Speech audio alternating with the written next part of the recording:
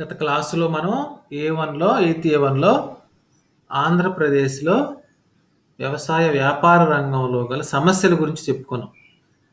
ఏమేమి ప్రాబ్లమ్స్ ఉన్నాయని, వ్యాపారానికి ఉన్నటువంటి అవరోధాలు ఏమున్నాయి కదా, వాటి ముఖ్య లక్షణాలు ఏంటి, వ్యవసాయ వ్యాపారం యొక్క ముఖ్య లక్షణాలు ఏంటి, వాటికి ఉన్నటువంటి అవరోధాలు ఏంటి అని చెప్పుకున్నాం. ఈరోజు మరి మనం ఆంధ్రప్రదేశ్లో వ్యవసాయ వ్యాపార రంగంలో గల ఉపరంగాల గురించి తెలుసుకుందాం. వ్యవసాయ వ్యాపార రంగంలో గల ఉపరంగాలు, అగ్రి బిజినెస్ సబ్ సెక్టార్స్ అనమాట.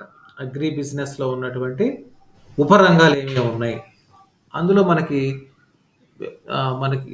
వ్యవసాయం దగ్గర నుంచి ఫస్ట్ నుంచి చూసుకుంటే, వ్యవసాయదారుడు అతను పండించుకోవటానికి కావలసినటువంటి ఉత్పాదకాలు లేక ఉత్పాదితాలు, వ్యవసాయం చేయడానికి అవసరమైనటువంటివన్నిటిని కూడా ఉత్పాదితాలు అంటాం. వాటిని మనం ఇన్పుట్స్ అంటాం.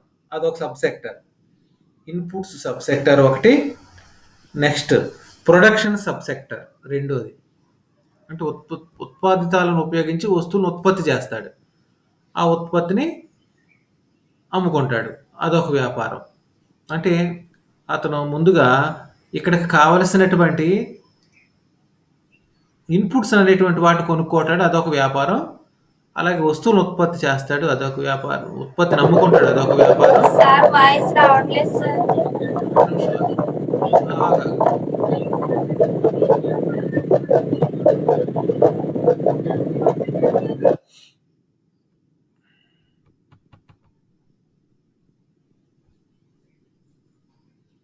ఇప్పుడు వస్తుందమ్మా? ఇది మైక్ ఆఫ్ చేసింది. ఇలా మనకి వ్యవసాయ వ్యాపార రంగంలో ఆంధ్రప్రదేశ్లో 3 ఉపరంగాలు ఉన్నాయి. ఈ 3 ఉపరంగాలు ఏంటంటే, ఒకటి ఇన్పుట్స్ సబ్ సెక్టర్, ఉత్పాదితాల ఉపరంగము. రెండోది ఉత్పత్తి ఉపరంగము. మూడోది ప్రాసెసింగ్ ఉపరంగము. ఇలాగా 3 సెక్టార్స్గా మనం డివైడ్ చేసుకున్నాం అన్నమాట. అంటే ఏంటంటే, ఉత్పత్తిదారుడైనటువంటి వ్యవసాయదారుడు తాను పండించినటువంటి పంట ఏదైతే ఉందో ఆ పంటను ఉత్పత్తిదారుడు పండించడానికి కావాల్సినటువంటి ఇన్పుట్స్ అన్నింటినీ కూడా సమకూర్చుకుంటాడు, అదొక వ్యాపారం జరుగుతుంది అక్కడ. ఇన్పుట్స్, వ్యవసాయదారుడు ఉత్పత్తి చేయడానికి ఏమేం కావాలి అవన్నిటినీ కూడా మనం ఇన్పుట్స్ అంటాం. అది ఒక ఉపరంగం. అంటే వ్యవసాయ రంగానికి అవసరమైనటువంటి ఉత్పాదితాలను లేక ఇన్పుట్స్ని కొనుగోలు చేస్తాడు. అటేమో వేరే వాళ్ళు, ఆ పారిశ్రామికవేత్తలే కావచ్చు, ఎవరైనా కావచ్చు, వాటిని అమ్మినటువంటి వాళ్ళు ఇక్కడ ఉత్పత్తిదారుడు అవుతాడు, కొనేటువంటి వాడు వ్యవసాయదారుడు అవుతాడు, వినియోగదారుడు కదా. అంటే ఈ ఉత్పాదితాలను లేక ఇన్పుట్స్ని ఉపయోగించి వస్తువుని ఉత్పత్తి చేసి ఆ ఉత్పత్తిని అమ్ముకుంటాడు అనమాట ఉత్పత్తిదారుడు, వ్యవసాయదారుడు. అలాగ అమ్ముకుంటూ ఉన్నప్పుడు అతనికి వ్యవసాయదారుడు, వినిపిస్తుందమ్మా వాయిస్?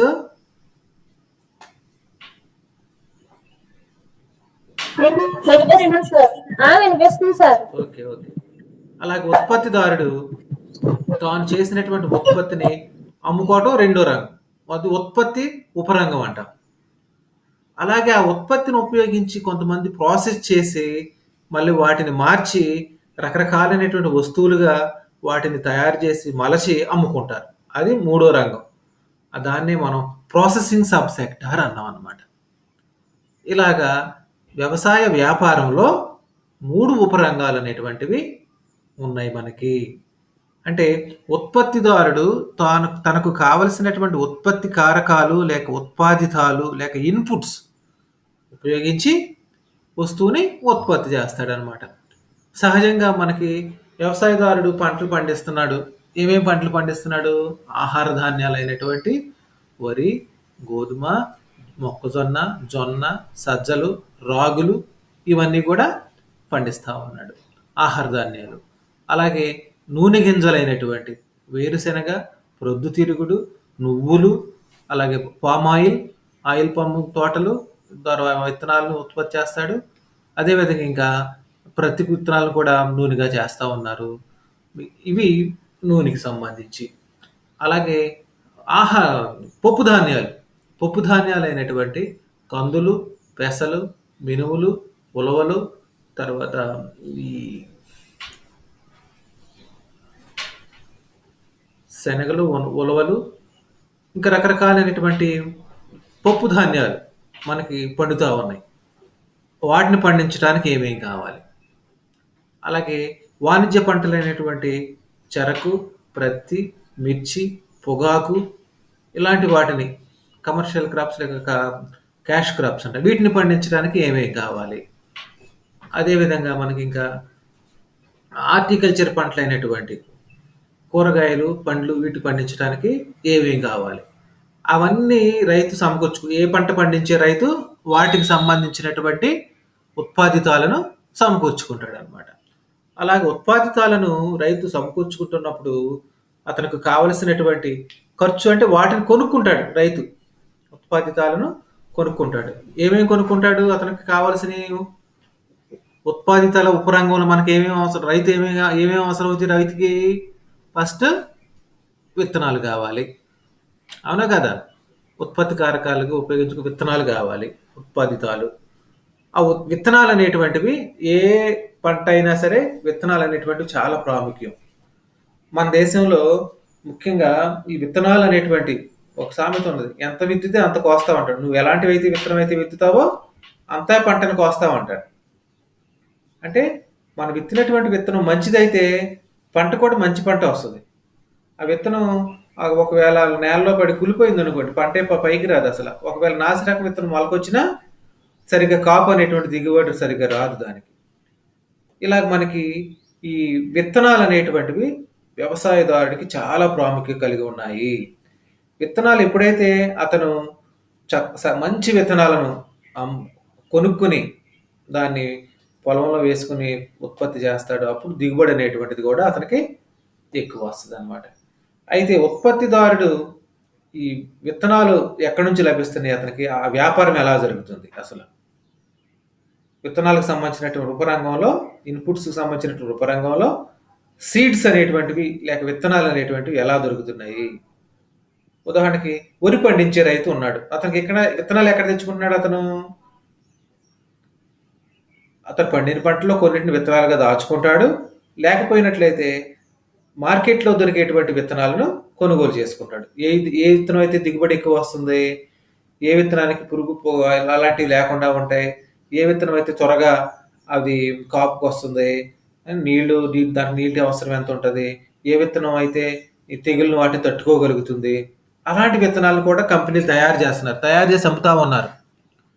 మంచి విత్తనం పురుగుల్ని కూడా తట్టుకోగలిగినటువంటి విత్తనాలని రైతుకు అమ్మటానికి పెద్ద పెద్ద కంపెనీలు, భారీ ఎత్తున కంపెనీలు, అంతర్జాతీయ స్థాయిలో ఈ కమిటీలు ఏం చేస్తున్నాయంటే, మన భారతదేశంలో వ్యవసాయం ఎక్కువగా ఉంది, ఇక్కడ రైతుల్ని చక్కగా విత్తనాలు అమ్ముకుని మనం మంచి వ్యాపారం చేసుకోవచ్చు, లాభాలు బాగా గడించవచ్చు, చాలా మంది ఉంటారు ఇక్కడ, ఎక్కువ మార్కెటింగ్ విత్తనాల మార్కెటింగ్ ఎక్కువ ఉంటుందని చెప్పి, ఉదాహరణకి మోనసాంటో లాంటి అమెరికా కంపెనీ, మల్టీనేషనల్ కంపెనీ మనకి మొక్కజొన్న విత్తనాలు అలాంటి వాటిని కూడా అమ్ముకుంటా ఉంది ఇక్కడ మన దేశంలో.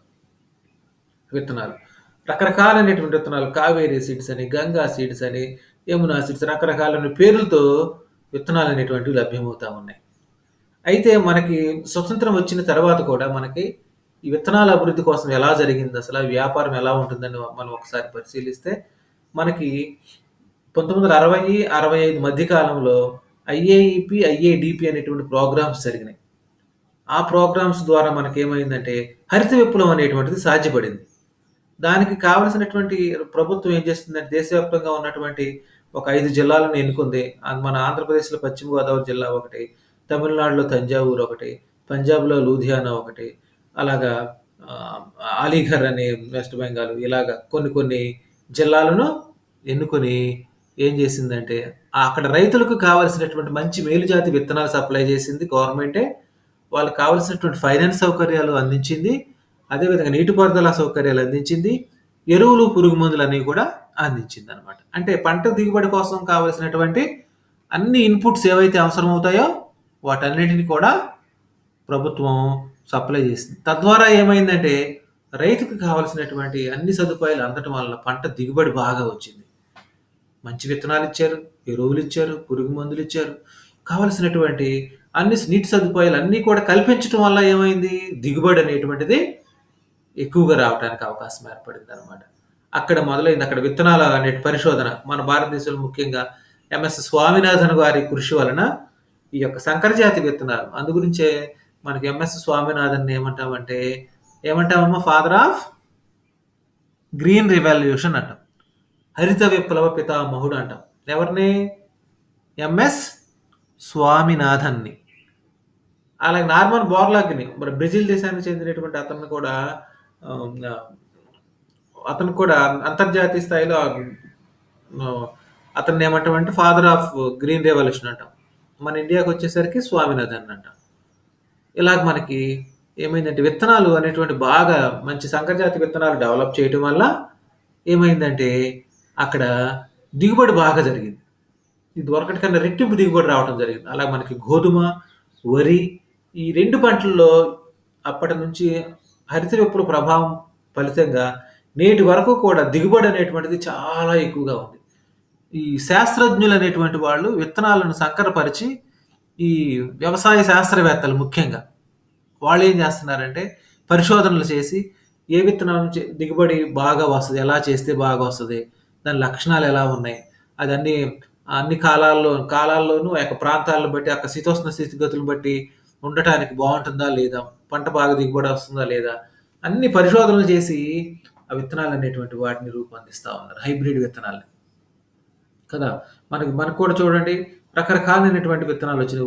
వరిలో కూడా సోనారా అని, తర్వాత ఈ మనకు ప్రజెంట్ పిఎల్ అని, బీపీటీ అని నెంబర్లతో రకరకాల నెంబర్లతో ఈ పరిశోధన కేంద్రం యొక్క పేర్లతో పిఎల్ అంటే పోళ్ల దగ్గర వ్యవసాయ క్షేత్రంలో డెవలప్ చేసినటువంటి విత్తనం అనమాట. అలాగే బీపీటీ బాపట్ల వ్యవసాయ శాస్త్రజ్ఞులు రూపొందించినటువంటి విత్తనం. అలాగే మనకి మార్టేరు ఎంటీ అంటాం. మార్టేరు పశ్చిమ గోదావరి జిల్లాలో ఉన్నటువంటి ఎంటీ మార్టేరులో పరిశోధనా కేంద్రంలో తయారైనటువంటి విత్తనాలు ఎంటీ అంటే ఆ పేర్లతో పిలుస్తూ ఉంటారు అనమాట. ఇలాగా ఆహార ధాన్యాలు ఏంటి, వాణిజ్య పంటలు ఏంటి, హార్టికల్చర్ పంటలు ఏంటి, కమర్షియల్ క్రాప్స్ ఏంటి, ఈ అన్ని పంటలకు పప్పు ధాన్యాలు అలాగే నూనె గింజలకు సంబంధించినటువంటి శాస్త్రజ్ఞుల కృషి వలన విత్తనాలు అనేటువంటివి బాగా మంచి విత్తనాలు రూపొందించుకుంటూ ఉన్నాయి. అక్కడ విత్తనాల వ్యాపారం అనేటువంటిది బాగా జరుగుతుంది. కూరగాయ విత్తనాల దగ్గర నుంచి పండ్ల విత్తనాలు అన్ని విత్తనాలు కూడా మార్కెట్లో లభ్యమవుతూ ఉన్నాయి. వ్యాపారం లక్షల కోట్లలో ఇవి జరుగుతూ ఉంది. దేశవ్యాప్తంగా కూడా విత్తనాల వ్యాపారం. సీజన్ వచ్చిందంటే చాలు షాపులు ఖాళీ ఉండే విత్తనాలు కొనుగోలు దగ్గర రైతులు క్యూ కడతా ఉంటారు కదా. అంటే ఈ విత్తనాలు మంచి విత్తనాలు బాగా ఎన్నుకుని వేసుకున్నట్లయితే అతని కాలాలకు పరిస్థితులకు అనుగుణంగా శీతోష్ణ స్థితి కాక భూసారానికి అనుగుణంగా మంచి విత్తనం ఏ స్థితికి ఏ విత్తనాలు సరిపోతాయి అనేటువంటి దాన్ని రైతులు అంచనా వాటిని బట్టి శాస్త్రజ్ఞులు వాటిని పరిశోధన చేస్తున్నారు అనమాట. ఇది విత్తనాలకు సంబంధించినటువంటి వ్యాపారం కదా. విత్తనాల కోసం శాస్త్రజ్ఞులు రకరకాలైనటువంటి మనకి విత్తనాలు టెస్ట్ చేయడానికి మనకి సైంటిఫిక్ ల్యాబులు ఉంటాయి అన్నమాట. ఇక్కడ విత్తనాలను కూడా మంచి విత్తనాలను అభివృద్ధి చేయడానికి సైన్స్ పరంగా కూడా సాంకేతిక విజ్ఞానాన్ని ఉపయోగించుకుని ఈ యొక్క సంకరజాతి విత్తనాలు అనేటువంటి వాటిని రూపొందించుకుని అందేశ వ్యాపారం అనేటువంటి విత్తనాల వ్యాపారం జరుగుతూ ఉంది. అదేవిధంగా మనకి ఇంకేం కావాలి? పంటలు పండించుకోవడానికి విత్తనాలు ఒకటి చెప్పుకున్నాం. ఇంకా నెక్స్ట్ వన్ ఏం కావాలి కృష్ణవేణి అమ్మా? క్లియర్గా రావట్లా. కృష్ణవేణి నువ్వు చెప్పమ్మా. విత్తనాలు కావాలి. ఇన్పుట్స్లో వ్యవసాయం చేసుకోవడానికి రైతుకు కావలసినటువంటి ఉత్పత్తి కారకాలు లేక ఉత్పాదితాలు అంటాం. ఇన్పుట్స్ ఎరువులు. నెక్స్ట్ ఎరువులు కావాలా వద్దా? అదే సార్ నేను చెప్తున్నాను. ఓకే క్లియర్గా అనిపించలేదమ్మా. ఎరువులు వ్యాపారం కూడా భారీ ఎత్తున జరుగుతుంది ఇక్కడ. పంట పండించుకోవడానికి రైతుకి ఎరువులు కావాలి. మామూలుగా మన విత్తనాలతో పాటు ప్రధానమైనది ఎరువులు. మరి ఎరువులు ఎక్కడ లభిస్తున్నాయి, ఎవరు సప్లై చేస్తున్నారు, దీని వ్యాపారం ఎలా జరుగుతుంది అనేటువంటిది చూసుకుంటే ప్రతి సంవత్సరం కూడా మన భారతదేశంలో కోట్లాది రూపాయలు విలువైనటువంటి ఎరువులు ఉత్పత్తి అవుతా ఉన్నాయి. ముఖ్యంగా మన దేశంలో చూసుకున్నట్లయితే ఎరువులను ఎక్కువగా ఉపయోగించేటువంటి రాష్ట్రాలు అయినటువంటి పంజాబ్, తర్వాత పంజాబ్ తర్వాత మన ఆంధ్రప్రదేశ్, ఆంధ్రప్రదేశ్ తర్వాత ఉత్తరప్రదేశ్, మహారాష్ట్ర, తమిళనాడు, కర్ణాటక. ఈ రాష్ట్రాలలో ఎరువులు వాడకం అనేటువంటిది బాగా ఎక్కువగా ఉంది. ఎరువులంటే ఏ ఎరువులు లభ్యమవుతున్నాయి మనకి? యూరియా, నత్రజని ఎరువులు అంటాం. యూరియా ఉంది కదా, ఆ యూరియా ఏమేమి యూరియా లభిస్తున్నాయి మనకి? నాగార్జున కంపెనీ వాళ్ళు ఒకటి ఉత్పత్తి చేస్తా ఉన్నారు యూరియాని. ఇంకా రకరకాలైనటువంటి కంపెనీ వాళ్ళు యూరియాని ప్రొడ్యూస్ చేస్తా ఉన్నారు. అటు ప్రభుత్వ రంగంలోను, ప్రైవేట్ రంగంలో కూడా మనకి లభ్యమవుతా ఉన్నాయి అన్నమాట ఇవి. ప్రభుత్వ రంగంలోను మరియు ప్రైవేట్ రంగంలో కూడా ఎరువుల కర్మాగారాలు ఉన్నాయి దేశవ్యాప్తంగా కూడా. ఉదాహరణకి గుజరాత్ ఫెర్టిలైజర్స్ అని, గంగా ఫెర్టిలైజర్స్ అని, గోదావరి ఫెర్టిలైజర్స్ అని, నాగార్జున ఫెర్టిలైజర్స్ అని, తర్వాత ఇంకా తమిళనాడులో ఉన్నాయి, కేరళలో ఉన్నాయి, మంగళూరు ఫెర్టిలైజర్స్ అని, మద్రాస్ ఫెర్టిలైజర్స్ అని, ఇలా రకరకాలైనటువంటి కంపెనీలు, ఎరువులు తయారు చేసేటువంటి కంపెనీలు ఉన్నాయి. అక్కడ భూమి సారాన్ని బట్టి కంపల్సరిగా ఈ ఎరువులు అవసరం అవుతా ఉన్నాయి. అండ్ ఎందుకంటే ప్రతి సంవత్సరం పంట పండిస్తా ఉన్నారు, దాని సారం తగ్గిపోతుంది కాబట్టి ప్రతి సంవత్సరం కూడా ఎరువులు వేసుకోవాల్సినటువంటి పరిస్థితి ఏర్పడతా ఉంది. మరి ఎలాంటి ఎరువులు అంటే మనకి ఒకటి యూరియా, ఒకటి ఎన్పికే అని ఉంటాయి. మూడు అక్కడ ఎలిమెంట్స్ యొక్క వాటి యొక్క మిళితం అనమాట అది. 3 ఎరువులు ఉంటాయి అందులో. 3 ఎరువులు కలిపి ఉంటాయి. కాంప్లెక్స్ ఎరువులు అంటాం. కాంప్లెక్స్ ఎరువులు. ఎన్ అంటే ఏంటమ్మా? నైట్రోజన్. పి అంటే భాస్వరము, ఫాస్ఫరస్. కే అంటే కాల్షియం సార్. ఏంటది? Potassium. Nitrogen, potassium, calcium. Phosphorus. ఈ 3 మిళితమైనటువంటి ఎన్పికే ఎరువులు అంటాం, కాంప్లెక్స్ ఎరువులు. ఇందులో మనకి 20-20 అని, 28-28 అని, 3-17 అని, ఇలా రకరకాలైనటువంటి ఎరువులు. కాంప్లెక్స్ ఎరువులు 3-19 అని, ఇలా రకరకాల పేరుతో. వీటన్నింటిలో డిఏపి ఎరువు అంటాం. DAP, di ammonia phosphate. ఆ ఎరువు కూడా బాగా చాలా ఎక్కువగా దాన్ని ఏం చేస్తారంటే యూరియాతో మిక్స్డ్ చేసి వేసేటప్పుడు అది కూడా కాంప్లెక్స్ ఎరువులాగా అవుతుంది అనమాట. ఈ ఎరువుల పర్సంటేజ్ మనకి, యూరియా ఎరువులు చూడండి మనకి ఎక్కువగా ఇప్పుడు ఖరీఫ్ సీజన్లో కన్నా రబీ సీజన్లో బాగా పొలాలకు బాగా వేస్తారు మన ఏరియాలో. యూరియా వాడకం ఎక్కువ ఉంటుంది అన్ని పంటలకి కూడా. అటు మొక్కజొన్నకి ఏంటి, మిగిలినటువంటి వరికి ఏంటి, అన్ని పంటలకు కూడా యూరియా వేస్తే బాగా పెరుగుద్ది అంటారు.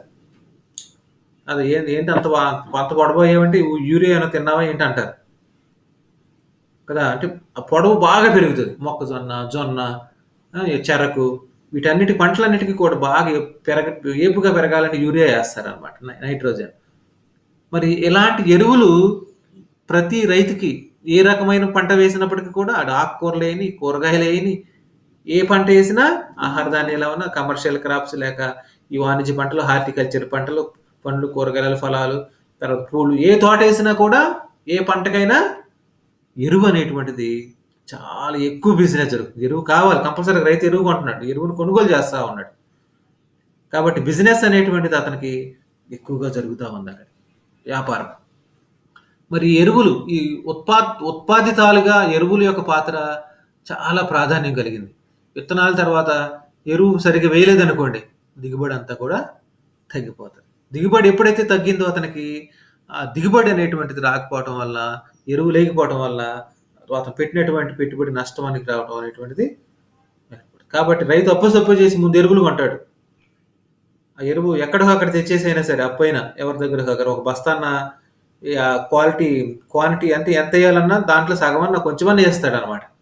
మొత్తం అంతా ఎకరానికి ఇన్ని బస్తాలు వేయాలన్నా, 5-6 బస్తాలు వేయాలన్నా అందులో సగమైనా తెచ్చి ఎరువు అనేటువంటిది వేసుకుంటూ ఉంటాడు అనమాట. ఎరువులు కాంప్లెక్స్ ఎరువే కావచ్చు.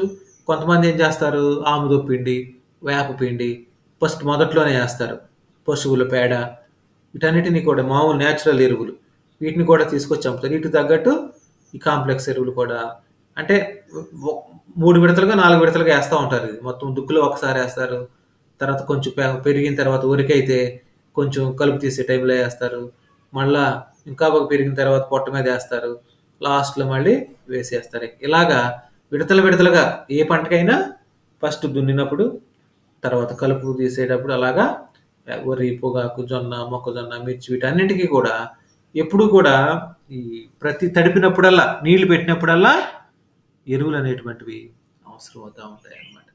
ఈ వ్యాపారం చూసుకున్నట్టు మన దేశంలోనే సహజంగా 57 వరకు భారీ ఎత్తున తయారు చేసేటువంటి ఈ కర్మాగారాలున్నాయి. ఎరువుల కర్మాగారం. మన సింద్రి ఎరువుల కర్మాగారం ఏ రాష్ట్రంలో ఉందమ్మా? పంజాబ్‌లోని సింద్రిలో ఉంది. అలాగే మనకి బాగా పెద్ద ఎరువుల కర్మాగారం అనమాట అది.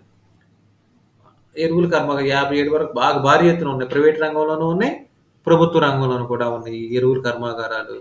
అటు ప్రభుత్వం కూడా ఎరువులతో వ్యాపారం చేస్తా ఉంది. అలాగే ప్రైవేట్ వ్యక్తులు కూడా అమ్ముకుంటా ఉన్నారు.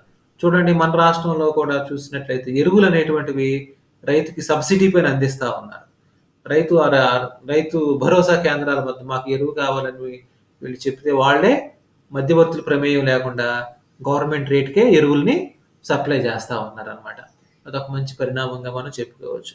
ఎరువులు ప్రైవేటు వ్యక్తులు ఏం చేస్తున్నారంటే వాళ్ళ లాభం కోసం వాళ్ళు గుత్తేదారులుగా ఉండటం, ఈ రేట్లు ఎక్కువగా పెంచుకోవటం, దాసేయటం, బ్లాక్ మార్కెట్‌లో అమ్మటం, ఎవరు ఎక్కువ రేట్‌కి ఇస్తే వాళ్ళకి అమ్మటం ఇలాంటివి కూడా జరుగుతా ఉన్నాయి. ఈ అక్రమాలు జరగకుండా ప్రభుత్వమే కొనుగోలు చేసి రైతులకు సప్లై చేస్తా ఉందన్నమాట. కదా! ఈ ఎరువుల వ్యాపారం అనేటువంటిది మన దేశంలో, మన రాష్ట్రంలో లక్షల కోట్ల రూపాయలు ప్రతి సంవత్సరం కూడా జరుగుతా ఉందన్నమాట. కదా! అయితే ఇటీవల కాలంలో ఏమైందంటే ఈ ఎరువుల వాడకాన్ని తగ్గించాలి, పంటలు న్యాచురల్‌గా పండించాలి, జీవ ఎరువులెయ్యాలి, బయో ఫెర్టిలైజర్స్ ఎయ్యాలి అనేటువంటి నానుడి బాగా వచ్చింది. ప్రకృతి వ్యవసాయం, జీరో బేస్డ్ బడ్జెట్ వ్యవసాయం. అంటే ఖర్చేమీ లేనటువంటి, ఖర్చు పెట్టకుండా ఎరువులు కొనుక్కోకుండా ఒక్క ఆవు వేసేటువంటి ఎరువు ద్వారా, ఆ పేడ ద్వారా దాన్ని ఎరువుగా ఉపయోగించి ఆవు పేడ, ఆవు మూత్రం ఆ 2 కలిపి జీవామృతంలాగా తయారు చేసి జీవ ఎరువులు అనేటువంటి వాటిని తయారు చేస్తున్నారు. Bio fertilizers. ఇవి ఆరోగ్యానికి మంచిది. మనకి నాచుకుంట దగ్గర కూడా అక్కడ కూడా ఆర్గానిక్ ఫార్మింగ్‌లో ఇలాంటివి పండిస్తా ఉన్నారు మన మండలంలో. ఎక్కడి నుంచో వచ్చి వాటిని కొనుక్కెళ్తా ఉన్నారు షాపుల్లో. ఈ రైస్ ఏంటి, మిగిలిన పప్పు ధాన్యాలు అవి, బెల్లం. కదా! ఇలాగ మనకి మన దేశంలో ఎరువుల వ్యాపారం అనేటువంటిది తగ్గించాలని కొంతమంది చెప్తా ఉన్నారు. ఎరువులు వాడకం తగ్గించాలి. న్యాచురల్ ఎరువులు, ఆ పశువుల పేడ, ఈ యొక్క పచ్చి రొట్ట, ఆకులు, అలములు వేసినట్లయితే భూసారం అనేటువంటిది బాగా పెరుగుతుంది. తద్వారా భూమికి బలం అనేటువంటిది చేకూరుతుంది. అందుకోసం ప్రభుత్వాలు కూడా భూసార పరీక్షా కేంద్రాలు, సాయిల్ టెస్టింగ్ అనేటువంటి వాటిని కూడా ఏర్పాటు చేసింది. మీ భూమి ఎలాంటి టైప్‌ది, దానికి ఎంత పెట్టుబడి పెడితే, ఎంత ఎరువులేస్తే పంట దిగుబడి వస్తది, సారం ఎలా ఉందో దానికి అనేటువంటి దాన్ని కూడా టెస్ట్ చేస్తా ఉన్నారు. భూసార పరీక్షలు చేస్తా ఉన్నారనమాట. ఓకే. ఇది మనకి ఎరువులకు సంబంధించినటువంటి వివరాలు. ఎరువుల వ్యాపారం అనేటువంటిది బాగా జరుగుతుంది. విత్తనాలు జరుగుతుంది వ్యాపారం, ఇన్‌పుట్స్‌గా ఉన్నటువంటివి. ఈ సబ్ సెక్టార్‌గా ఉన్నటువంటి ఉత్పాదితాల ఉపరంగంలో చూసుకున్నట్లయితే ఎరువులు, అలాగే ఇంకోటి పురుగు మందులు. ఇది కూడా చాలా ఇంపార్టెంట్. విత్తనాలు, ఎరువులు, పురుగు మందులు. పురుగు మందుల వ్యాపారం కూడా చూడండి. చాలా రకరకాలైన పురుగు మందులున్నాయి. ఒక్కొక్క పంటకి, ముఖ్యంగా ఈ మిర్చి పంటకి కొట్టేస్తా ఉంటారు. మిర్చి, పొగాకు వీటన్నిటికి పురుగు బారిన పడుకోకుండా. ఆకుకూరలకేంటి, కూరగాయలకేంటి, వంకాయ ఉంది చూసారా? వంకాయకి చూడండి ఎన్ని మందులు కొడతారో ఆ పుచ్చు పడుకోకుండా. కదా! అన్ని మందులు కొట్టబట్టే అవి అలా పురుగులు చచ్చిపోయి పంట అనేటువంటిది చేతికొస్తా ఉంది. అయితే రైతు పంట దిగుబడి బాగా రావాలి, పురుగు బారిన పడకూడదనే ఉద్దేశం ఎంత మందులైనా కూడా కొనుగోలు చేస్తారు. ఈ వ్యాపారం చేసినోళ్ళు, ఎరువులు, పురుగు మందులు వ్యాపారం చేసినోళ్ళు, ఆ కొట్టుంటే ఎరువుల కొట్టు గాని, పురుగు మందుల కొట్టు గాని ఉంటే ఫెర్టిలైజర్స్ అండ్ ఇన్సెక్టిసైడ్స్ అంటాం. ఈ వ్యాపారం చేసేవాళ్ళు బాగా లాభపడతా ఉన్నారు. అంటే కంపెనీ నుంచి నేరుగా వాళ్ళు తయారు చేసుకొని అటు హోల్‌సేల్‌గా కొనుక్కొచ్చుకొని ఇక్కడ ధరలకి ఎక్కువగా అమ్ముతా ఉన్నారనమాట. ఓకే. ఇవి ఇంకేమున్నాయమ్మా? ఈ ఎరువులు, పురుగు మందులు, విత్తనాలు. ఇంకేం కావాలి పంటలు పండించుకోవడానికి రైతు? నీరు కావాలి. అన్నిటికన్నా ముఖ్యమైనది. నీరు కూడా ఈరోజు చాలా ప్రాముఖ్యత కలిగింది. అంటే నీటిని కొంతమంది ఏం చేస్తున్నారంటే కరెంటు పెట్టుకొని బోరు బావుల ద్వారా ఆడిస్తా ఉన్నారు. మరి బోరు బావులు లేని చోట ఇంజిన్‌లు పెట్టి ఆడించుకుంటా ఉన్నారు. భూమిలో. ఇంజిన్ పెడితే మళ్ళీ దానికి డీజిల్ ఖర్చు కావాలి. అది బోలెడంత ఖర్చు అవుతుంది మళ్ళా. డీజిల్ ఇంజినీర్‌కైతే. కదా! అలాగే ఇంకా సోలార్ విద్యుత్తును ఉపయోగించి పంటలు పండించుకుంటా ఉన్నారు చక్కగా రైతులు. ఎంతైతే అంత ఖర్చు దానికి భరించుకొని. సోలార్ విద్యుత్ ఏంటి? మామూలు విద్యుత్ ఏంటి? మన రాష్ట్రంలో అయితే రైతుకు ఉచితంగా 9 గంటలు కరెంట్ అనేటువంటిది వ్యవసాయ పరంగా ఇస్తా ఉన్నారు. అలాగా ఎరువులు, పురుగు మందులు, విత్తనాలతో పాటుగా ఈ మంచి నీటి సదుపాయాలు కూడా చాలా అవసరం. ఇంకేం కావాలి రైతులకు పంట పండించుకోవటానికి? అన్నిటికి మించి కూలీలు కావాలి. కూలీలు. అన్ని కాలాల్లో కూడా కూలీలు కావాలి. కూలీలు చూడండి, ఈ సీజన్ వచ్చేసరికి బాగా డిమాండ్ ఉంటుంది. నాట్లేసే టైంలో, కోతలు కోసే టైంలో. ఆ టైంలో ఎక్కువ పనులుంటాయి కాబట్టి ఎక్కువ డిమాండ్ ఉంటుంది కూలీలకి. వీళ్ళకి కూడా రేట్లు అనేటువంటివి బాగా ఎక్కువ చెల్లిస్తా ఉన్నారు. తర్వాత ఈ కూలీలు కూడా తర్వాత మనం చూసుకున్నట్టు యంత్రాలు, యంత్ర పరికరాలు కూడా అవసరం. ఏంటి వ్యవసాయానికి యంత్రాలు ఎందుకు అవసరం? చూడండి, కోత కోసే యంత్రాలు వచ్చినాయా లేదా? కోత కోసుకుంటున్నామా లేదా?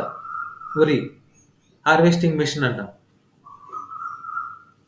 10 మంది చేసేది అది ఒక్కటే ఒక్క పూట గంటలో చేసేస్తుంది. కోసేసేస్తుంది, వడ్లు పట్టేస్తుంది బయట. ఆ వడ్లని ఎండబెట్టుకుని బస్తాలు పట్టేసేసుకుంటా ఉన్నారు.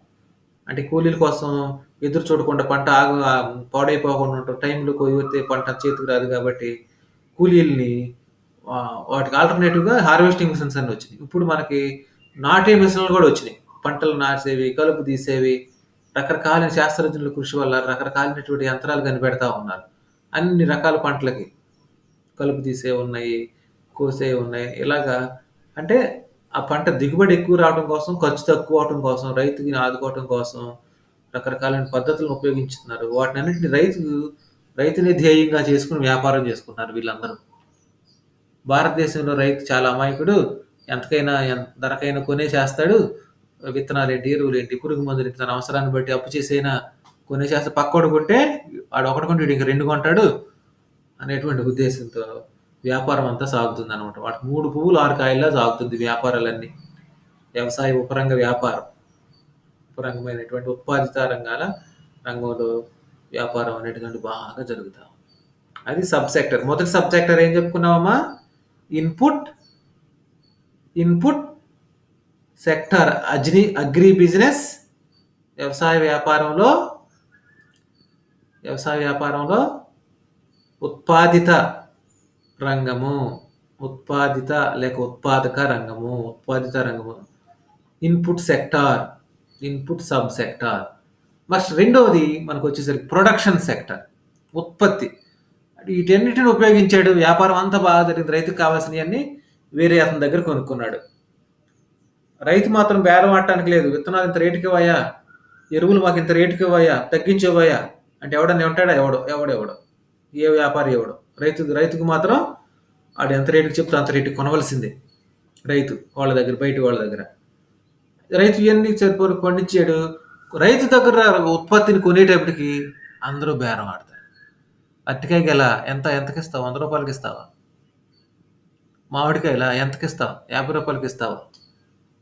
ధాన్యమా ఎంతకిస్తావు? బస్తా ఎంతకు అమ్ముతావు? 1000 రూపాయలకి ఇస్తావా? పుచ్చకాయ ఎంతకిస్తావు? మన ఇళ్ళంటి వచ్చినా కూడా ఏం చేస్తాం? 20 రూపాయలకి ఇస్తావా అని బేరం ఆడతాం రైతు దగ్గర.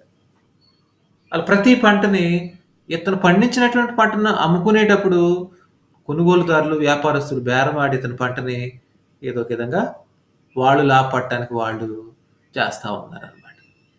అంటే ఇక్కడ మనకి ఉత్పత్తిగా ఉపరంగంలో చూసుకుంటే రైతు పండించినటువంటి ఆహార ధాన్యాలు, పప్పు ధాన్యాలు, అలాగే నూనె గింజలు, అలాగే హార్టికల్చర్ ప్రొడక్ట్స్ అయినటువంటి ఆ యొక్క పండ్లు, అలాగే కూరగాయలు, పూలు, ఇవన్నీ కూడా రైతు కష్టపడి పండించి అమ్మేసరికి ఉత్పత్తులన్నింటినీ ఉత్పత్తి రంగంలో వినియోగదారుడిగా ఉన్నటువంటి రైతు వినియోగదారుడికి ప్రత్యక్షంగా అమ్ముకోలేకపోతున్నాడు కాబట్టి మధ్యవర్తుల బారిన పడి ఎవరైతే ఈ మీడియేటర్స్ ఉన్నారో, ఈ దళారీలు, వాళ్ళ వ్యాపారస్తులు, కమిషన్ ఏజెంట్లు, వడ్డీ వ్యాపారస్తులు, అక్కడ ఉన్నటువంటి రోజువారీ వ్యాపారం చేసుకునే వాళ్ళు, వీళ్ళందరి బారిన పడి రైతు తన ఉత్పత్తిని తక్కువ ధరలకి అమ్ముకుంటా ఉన్నాడు.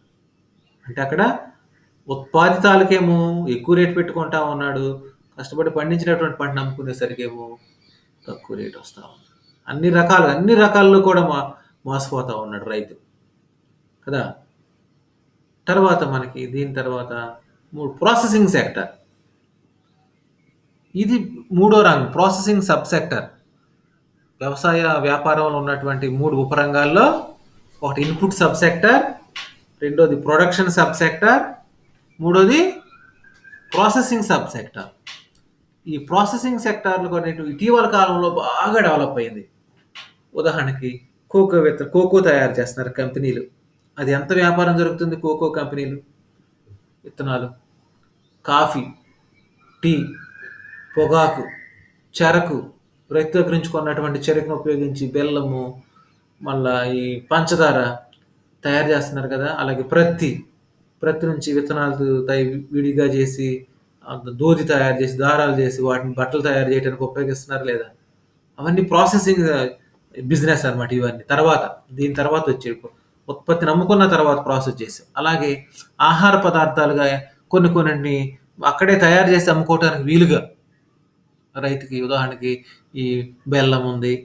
అలాగే వేరుశెనగలు ఉన్నాయి. వాటిని ఉపయోగించి రకరకాలైన ఇంకా వేరే ఉత్పత్తులు అనేటువంటి వాటిని తయారు చేయటం. ఇలా చేయటం వల్ల రైతుకి ఈ యొక్క ప్రాసెసింగ్ అనేటువంటిది ప్రాసెసింగ్ సెక్టార్‌లో రైతు దగ్గరగా తక్కువగా కొన్న వీళ్ళు మాత్రం మళ్ళా ప్రాసెస్ చేసి వీళ్ళు అమ్మేసరికి బాగా ఎక్కువ రేట్‌కి అమ్ముతా ఉన్నారు. పచ్చళ్ళు తయారు చేస్తున్నారు.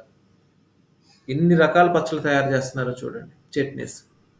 రైతు దగ్గర కొన్నటువంటి పంటను ఉపయోగించి పచ్చిమిరపకాయ దగ్గర నుంచి టమాటా, తర్వాత ఉసిరికాయ, గోంగూర, అల్లం ఇవన్నీ రైతు దగ్గర నుంచి వచ్చేటువంటివి ప్రొడక్షన్స్ అంతా. వీటిని ఉపయోగించి వాళ్ళు ప్రాసెస్ చేస్తా ఉన్నారు. ప్రాసెస్ చేసి అమ్ముకుంటా ఉన్నారు మళ్ళా తినడానికి అనుగుణంగా. కదా! ఇవి సబ్ సెక్టర్‌గా మనకి ఈ ఇటీవల కాలంలో ఫుడ్ ప్రాసెసింగ్ సబ్ సెక్టర్ అనేటువంటిది ఆహార ధాన్యాలను ప్రాసెస్ చేసేటువంటిది బాగా డెవలప్ అయిందనమాట. రకరకాలైనటువంటి ఉదాహరణకి కోకో విత్తనాలున్నాయి. అటు కూల్ డ్రింక్స్‌కి ఉపయోగపడుతుంది. చాక్లెట్స్ తయారు చేయడానికి. విపరీతంగా కొంటున్నారు చాక్లెట్స్‌ని. పెద్ద చాక్లెట్ ఇస్తే చాలు మనకి. అబ్బా! ఎంత బాగా తింటాం. మంచి చాక్లెట్. అది ఎక్కడి నుంచి వచ్చింది? ఎవరు తయారు చేశారు? ఏ కంపెనీ తయారు చేసింది? తయారు చేయడానికి ఎంత ఖర్చవుతుంది? మనం ఎంతకు దాన్ని కొంటున్నాము? వాడికి ఎంత లాభం వస్తుంది? మధ్యలో వ్యాపారస్తుడికి ఎంత లాభం వస్తుంది? మధ్యలో ఉన్నటువంటి మీడియేటర్ కమిషన్ ఎంత తీసుకుంటున్నాడు? గవర్నమెంట్ ట్యాక్స్ ఎంతేసింది దాని మీద? ఒక 5 స్టార్ చాక్లెట్‌లు, డైరీ మిల్క్ చాక్లెట్‌లు చూడండి. బిస్కెట్స్. అలాగే గోధుమ పిండి ఉంది. గోధుమల్ని, బియ్యాన్ని పిండిగా మారుస్తారు. ప్రాసెస్ చేస్తారు. ప్రాసెస్ చేసి వివిధ రకాలైనటువంటి ఆహార పదార్థాలు తయారు చేస్తున్నారు. గోధుమ పిండి నుంచి, మైదా పిండి నుంచి, వీటి నుంచి. చూడండి బేకరీల్లో మొత్తం అన్నీ ఇవే వాడతారు. మైదా పిండి. హోటల్స్‌లో చూడండి గోధుమ పిండి. ఇప్పుడు పూరీ చేయాలి. మైదా పిండి కావాలి. పెసరట్టు వేయాలి. పెసరపప్పు కావాలి. కదా! మినపట్టు వేయాలి. మినపప్పు కావాలి. ఎక్కడి నుంచి వస్తున్నాయి ఇవన్నీ? రైతు పండించినటువంటి పంట దగ్గర నుంచే కదా! రైతు పండించినటువంటి పంట దగ్గర నుంచే ఇవన్నీ వస్తా ఉన్నాయి.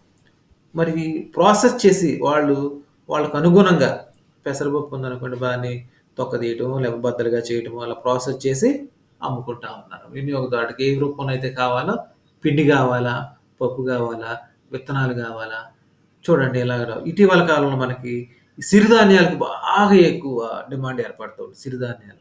ఏంటి సిరిధాన్యాలు అంటున్నారు ఇప్పుడు? అందరూ వాడుతా ఉన్నారు ఎక్కువగా. ఖాదర్ ఒలీ గారు ఫేమస్ దానికి. సిరిధాన్యాలు వాడటానికి. ఏమేమి విత్తనాలు వాడుతున్నారు సిరిధాన్యాల్లో? కొర్రలు, ఇంకేం వాడుతున్నారమ్మా సిరిధాన్యాలు? కొర్రలు ఎక్కువగా వాడుతున్నారు. అందులో అండు కొర్రలని ఇంకోటి ఉన్నాయి. ఇంకా బాగా క్వాలిటీ ఎక్కువ, రేట్ ఎక్కువ అవి. ఇంకేం వాడుతున్నారు సిరిధాన్యాలు? చాలా రకాలు ఉన్నాయి.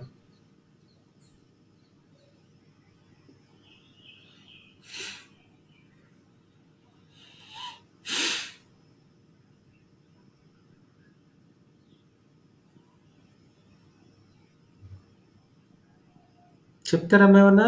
తెలుసా సిరిధాన్యాలు ఏమేమి వాడుతున్నారా?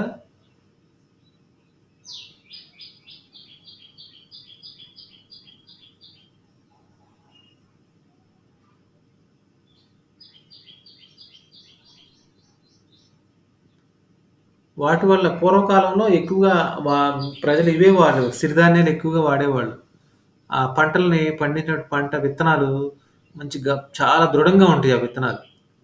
చోళ్ళు చూడండి ఉదాహరణకి చోళ్ళు, రాగులంటాం. ఆ చోడు పిండితో జావ, చోడు పిండితో రొట్టెలు, చోడు పిండితో రకరకాలైనటువంటి వంటలు చేసుకుంటా ఉన్నారు. చోళ్ళు చాలా బలవర్ధకమైన ఆహారం. అందులో ఐరన్ ఉంటది. చక్కగా మంచి ఆహారం అది. రొట్టెలు తయారు చేసుకుంటారు. ఇవన్నీ మనిషికి ఆహారానికి ఉపయోగపడేవన్నీ కూడా ఈ చెట్టుల ద్వారా రైతు పండించిన పంట ద్వారానే వస్తున్నాయి. రైతు పండించినవి ఏమన్నా తింటున్నామా చూడండి మనం. కృత్రిమంగా పరిశ్రమలో తయారైనవి ఏమన్నా తింటున్నామమ్మా? కేక్ తింటున్నాం. కేక్ ఎక్కడి నుంచి వస్తుంది? దేంతో తయారు చేస్తున్నారు? బిస్కెట్ తింటున్నాం. బిస్కెట్ ఎక్కడి నుంచి వస్తుంది? దేంతో తయారు చేస్తున్నారు? ఏదైనా ఆహారం అంతా కూడా మనం తినేటువంటి ఆహారం మొత్తం అన్నీ కూడా మన వ్యవసాయం దగ్గర నుంచి రావాల్సింది. ఎవరు ఏ ఆహార పదార్థాలు తిన్నా ఫ్రూట్స్ ఏంటి, కూరగాయలేంటి, విత్తనాలేంటి, నూనె గింజలేంటి, మొత్తం అంతా కూడా వ్యవసాయదారుని దగ్గర నుంచి రావాలి. ఈ ప్రాసెసింగ్ కాకపోతే ఏంటంటే రైతు దగ్గర తక్కువగా కొంటున్నారు. వీళ్ళు ప్రాసెస్ చేసి వీళ్ళు అమ్మేటప్పుడు మళ్ళా వినియోగదారుడికి ఎక్కువ రేటుకి వీళ్ళు అమ్ముకుంటారు. ఇటీవల కాలంలో చూడండి మనకి డైరెక్ట్‌గా కంపెనీలే ఉదాహరణకి రిలయన్స్ ఫ్రెష్ అని పెట్టాడు. అలాగే మోర్ కంపెనీ అది వీళ్ళది ఆదిత్య బిర్లా వాళ్ళది. మోర్ కంపెనీ పెద్ద పెద్ద టౌన్‌లో సిటీస్‌లో ఉన్నాయి ఇవి. పెద్ద పెద్ద కంపెనీలు ఉన్నాయి. రిలయన్స్ వాళ్ళయి, బిర్లా వాళ్ళయేమో మోర్ అని ఇలాగా సూపర్ మార్కెట్లు పెట్టేశారు ఆళ్ళు. పెద్ద పెద్ద సూపర్ మార్కెట్లు. అందులో కూరగాయలు, ఆకుకూరలు మొత్తం ఉప్పు, పప్పు, బెల్లం లేనియి ఉండవు. అన్నీ అమ్ముతా ఉన్నారు. చూడండి. మనం పండించినటువంటి అది ఎక్కడి నుంచి వస్తుంది? వాళ్ళు కూరగాయలు కొంటున్నారు. పండ్లు కొంటున్నారు. ఎక్కడి నుంచి కొంటున్నారు? రైతు దగ్గర నుంచే కదా! ద్రాక్ష కొంటున్నారు. బత్తాయి, దానిమ్మ, యాపిల్ అయన్నీ అమ్ముతా ఉన్నారు. అరటిపళ్ళు అమ్ముతా ఉన్నారు. వాళ్ళు ఏం చేస్తున్నారంటే ముఖ్యంగా ఈ పెద్ద పెద్ద కార్పొరేట్ కంపెనీలు ఏం చేస్తున్నాయంటే రైతుతో డైరెక్ట్‌గా పెట్టుకుంటా ఉన్నారు ఈళ్ళు. సంబంధాలు డైరెక్ట్ లింక్ పెట్టుకుంటా ఉన్నారు. ఆ ప్రభుత్వాలతో గానీ, లేకపోతే డైరెక్ట్‌గా గానీ. డైరెక్ట్‌గా అయితే కష్టం గానీ, అక్కడ ఉన్నటువంటి మధ్యవర్తుల ద్వారా వీళ్ళే ఎక్కువ మందితో సంబంధం లేక తక్కువ మందితో ఒకటి డైరెక్ట్‌గా వీళ్ళకొచ్చేసేలాగా ప్రొడక్షను. అలాగ పెట్టుకుని వాళ్ళ చేస్తే ఏం చేస్తున్నాడు డైరెక్ట్‌గా వినియోగదారుడికి అమ్మేస్తున్నాడు. అంటే వాడు రావటం తక్కువ ధరకొస్తుంది. అమ్ముకుంటూ మాత్రం వీడు ఎక్కువ అమ్ముకుంటా ఉంటాడు. ఇప్పుడు ఈ కంపెనీలు కూడా ఆన్‌లైన్ కంపెనీలు కూడా అలాగే చేస్తాయి కదా! ఆన్‌లైన్ వ్యాపారం చేసేటువంటి కంపెనీలు అన్నీ కూడా.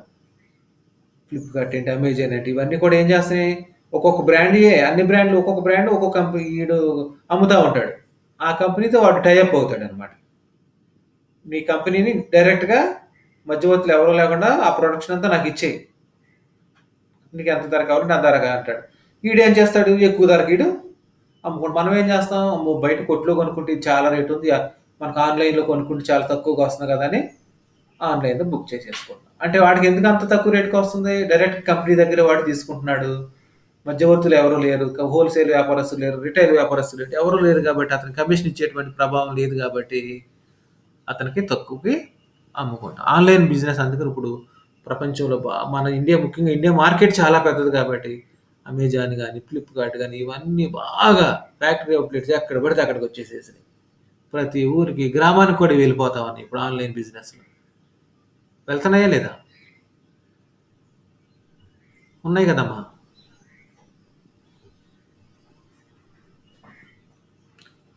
అలాగే మనకి ఈ ప్రాసెసింగ్ సబ్ సెక్టార్ అనేటువంటిది ఉపరంగాలు ప్రాసెసింగ్ సెక్టార్ అనేటువంటిది 3 పువ్వులు 6 కాయల్లాగా వర్ధిల్లుతా ఉంది. అటు రైతు దగ్గర తక్కువగా కొంటా ఉన్నారు. వాటిని వీళ్ళు ప్రాసెస్ చేస్తున్నారు అన్ని ఉత్పత్తులని. అటు కూరగాయలు కావచ్చు, ఆకుకూరలే కావచ్చు, ఆహార పదార్థాలు, ఆహార ధాన్యాలే కావచ్చు, విత్తనాలే కావచ్చు, అలాగే హార్టికల్చర్ ఫ్రూట్సే కావచ్చు, పూలే కావచ్చు, అన్నిటిని కమర్షియల్ క్రాప్స్ ఏమిటి ఏ పంట అయినా సరే వాళ్ళు కొనుగోలు చేసి, తర్వాత ప్రాసెస్ చేసి అమ్మేటప్పుడు ఎక్కువ ధరలకి అమ్ముతా ఉన్నాడనమాట. అది అందులో ఉన్నటువంటి లాభాన్ని ఆ విధంగా పొందుతా ఉన్నాడు. రైతు దగ్గర నుంచి తక్కువగా కొని అమ్ముకునేటప్పుడు ఎక్కువగా కొనుగోలు చేస్తా ఉన్నాడు కాబట్టి, ఇలాంటి పరిస్థితులన్నీ కూడా వస్తా ఉన్నాయి మరి. మరి మనం వ్యవసాయ వ్యాపారంలో మనం కనిపెట్టాల్సింది ఏంటంటే ప్రధానంగా ఇందులో ఉన్నటువంటి ఉపరంగాలుగా ఉన్నటువంటి ఏమేమి ఉపరంగాలు ఉన్నాయన్నా 3 చెప్పుకున్నాం ఉపరంగాలు. వ్యవసాయ వ్యాపారంలో 3 ఉపరంగాలు. ఏంటవి? మొట్టమొదటిది ఇన్పుట్ సబ్ సెక్టార్ ఉత్పాదితాల ఉపరంగము. రెండోది ఉత్పత్తి ఉపరంగము. మూడోది ప్రాసెసింగ్ ఉపరంగము. ఈ 3 రంగాలు. 3 రంగాలు అంటే రైతుకు మాత్రం ఉత్పాదితాల ఉపరంగంలో ఈ యొక్క ఇన్పుట్ సబ్ సెక్టార్లోకి వచ్చేసరికి ఎరువులు, పురుగు మందులు, తర్వాత విత్తనాలు, తర్వాత కావాల్సినటువంటి ఆ యొక్క నీటి పదార్థ సౌకర్యాలు, శ్రామికులు, తర్వాత మూలధనం, ఇవన్నీ ఇన్పుట్స్గా ఉంటా ఉన్నాయి. వీటన్నిటిని ఉపయోగించుకుని రైతు పంట పండిస్తూ ఉన్నాడు. తద్వారా అతను ఉత్పత్తిని పెంచుకుని అమ్ముకుంటా ఉన్నాడు.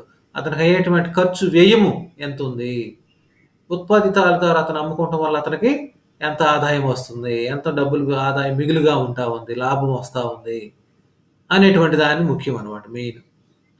ఇందులో రైతు ఏ విధంగా మోసపోతా ఉన్నాడు లేక నష్టపోతా ఉన్నాడు, ఎక్కడ నష్టపోతా ఉన్నాడు, తన కష్టం అంతా పండిస్తూ ఉన్నాడు. తన శ్రమతో వచ్చి ఎండనక వాలనక చలనక రాత్రనక పగలనక ఎప్పుడు కావాలంటే అప్పుడు పొలానికి వెళ్ళిపోతాడు. నీళ్లు పెట్టుకోవటం, ఇవి చూసుకోవటం, బాగుందా లేదా అని వాటిని ధ్యాస అంతా దాని మీదే ఉంటుంది ఇంక రైతుకి. ఏం చేయాలి, రాత్రిపూట ఆలోచిస్తాను, పొద్దుట ఎప్పుడు లేగలాలా, ఎక్కడికి వెళ్ళాలి, ఏం పని చేయాలి, ఎవరు దొరుకుతుంది, పెట్టుబడి దొరుకుతుందా దొరకదా, ఈ డబ్బులు ఎవరిని అడగాలి, ఎవరు దొరుకుతాయి ఏంటి, ఇన్ని ఆలోచనలతో ఉంటాడు అనమాట.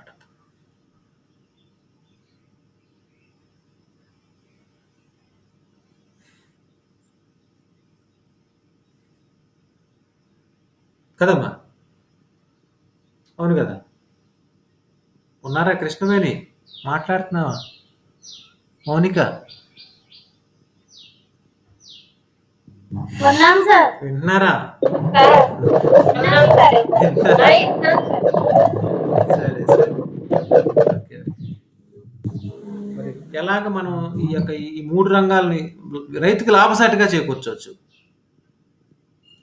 ఇన్పుట్ సబ్ సెక్టార్ ద్వారా కానీ, ప్రాసెసింగ్ సెక్టార్ ద్వారా కానీ, ప్రొడక్షన్ సెక్టార్ ద్వారా కానీ, ఈ 3 ఉపరంగాల్లో ఏ విధంగా రైతుకి లాభసాటి కల్పించవచ్చు మనం? అతను కొనేటప్పుడేమో ఎరువుల్ని, పురుగు మందులు, విత్తనాలు వీటన్నిటిని ఎక్కువ రేటు కొంటున్నాడు. మరి వాటిని శ్రామికులను ఉపయోగించి పెట్టుబడి పెట్టి నీళ్లు పోసి వాటి రాత్రి పగలనక కాచి అవి పురుగు కొట్టుకోకుండా చూసుకుని పురుగు మందులు వేసి అవి కొట్టి స్ప్రే చేసి పవర్ స్ప్రే చేసి అన్నీ చేసి ఆ పంటనంతటిని కూడా ఆదుకుంటా ఉన్నాడు. చక్కగా కాపాడుతూ ఉన్నాడు ఆ పంటని. పక్షులు వచ్చి కొట్టుకుపోకుండా కూడా వాటిని చూస్తూ ఉన్నాడు. మరి అలా అంత కష్టపడి పండించినటువంటి పంటకి ఉత్పత్తి రంగంకి వచ్చేసరికి ఉత్పత్తి నమ్ముకునే టైంకి వచ్చేసరికి ఏమవుతుంది? ఉత్పత్తిని బేరసారాలుగా అమ్ముకోవాల్సి వస్తుంది. అదే జరుగుతుంది మరి మనకి. బేరసారాలు అనేటువంటివి జరుగుతూ ఉన్నాయి ఎక్కువ.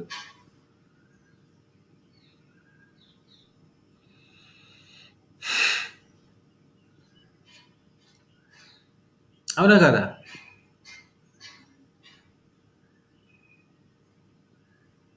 అటు ఇటు పక్క రైతున ఉన్నటువంటి బ్యాక్వర్డ్ లింకేజ్గా ఉన్నటువంటి ఎరువులు, పురుగు మందులు వాళ్ళు బాగా బాగుపడతా ఉన్నారు. ఇప్పుడు రైతు ఉత్పత్తిని ఉపయోగించుకున్నటువంటి ఇటు ఫార్వర్డ్ లింకేజెస్గా ఉన్నటువంటి ముందంజ అనుబంధాలు ఉన్నటువంటి వీళ్ళు బాగుపడతారు. ఈ వ్యాపారస్తులు బాగుపడతా ఉన్నారు అటు ప్రాసెస్ చేసి ఉత్పత్తిని.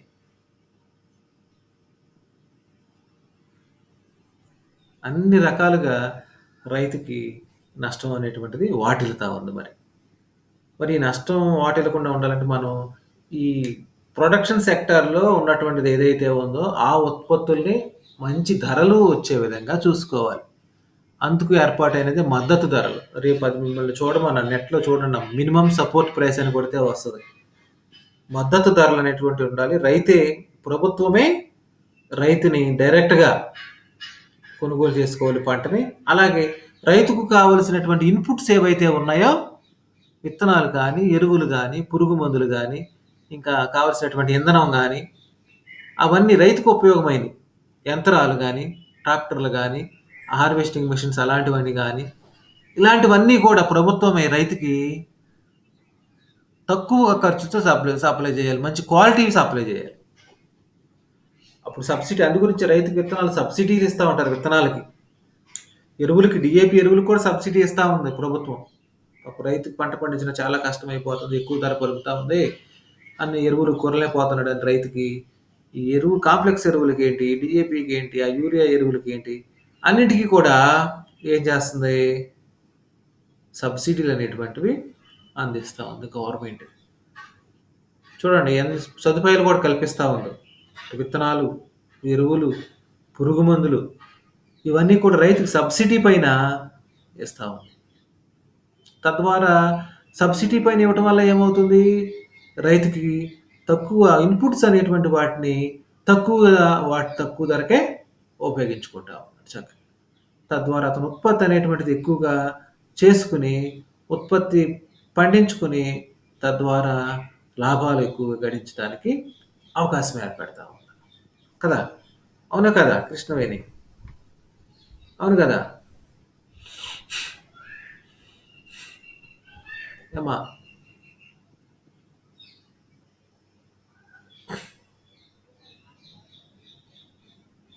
ఇది ఇంపార్టెంట్ క్వశ్చన్ అమ్మా, బాగా చాలా ఇంపార్టెంట్ క్వశ్చన్. ఏమని అడుగుతాడంటే క్వశ్చన్, వ్యవసాయ వ్యాపార రంగంలో గల వివిధ ఉపరంగాలను వివరించండి. వ్యవసాయ వ్యాపార రంగంలో గల వివిధ ఉపరంగాలు వివరించండి. ఏంటా ఉపరంగాలు? మూడు చెప్పాము. ఏంటమ్మా మూడు? ఒకటి ఉత్పాదితాల ఉపరంగము, ఉత్పాదిత ఇన్పుట్ సబ్ సెక్టర్. అందులోకి ఏమేమి వస్తాయి ఇన్పుట్ సబ్ సెక్టార్లోకి? విత్తనాలు, ఎరువులు, పురుగు మందులు, యంత్రాలు, యంత్ర పరికరాలు, శ్రామికులు, ఇంధనం, ఇవన్నీ కూడా వస్తాయి ఇన్పుట్లోకి. అలాగే రెండోది ఉత్పత్తి ఉపరంగము, రైతు పండించినటువంటి పంట అంతటిని కూడా ఉత్పత్తి రంగం, అతను అమ్ముకుంటాడు. అలాగే ప్రాసెసింగ్ సెక్టర్ మూడోది ఉపరంగం. ఈ మూడు ఉపరంగాలు చాలా ప్రాధాన్యత కలిగినవి అనమాట. అందు గురించి మనకి ఇందులో ఈ క్వశ్చన్ మనం ఇంపార్టెంట్ అని చెప్తారు అనమాట. అలాగే ఆంధ్రప్రదేశ్లో వ్యవసాయ వ్యాపార రంగం యొక్క ముఖ్య లక్షణాలను వివరించండి. మొన్న చెప్పుకున్నది మనం. ఆంధ్రప్రదేశ్లో వ్యవసాయ వ్యాపార రంగం యొక్క ముఖ్య లక్షణాలను వివరించండి.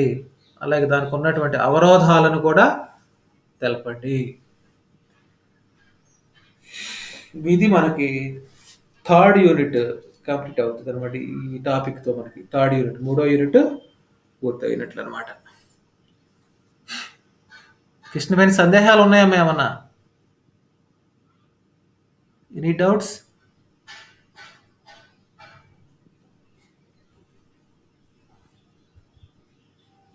డౌట్స్ ఉన్నాయమ్మా? ఓకే నాన్న, బాగా చదువుకోండి మరి. ఉంటాను. Thank you. లీవ్ అవుదామా?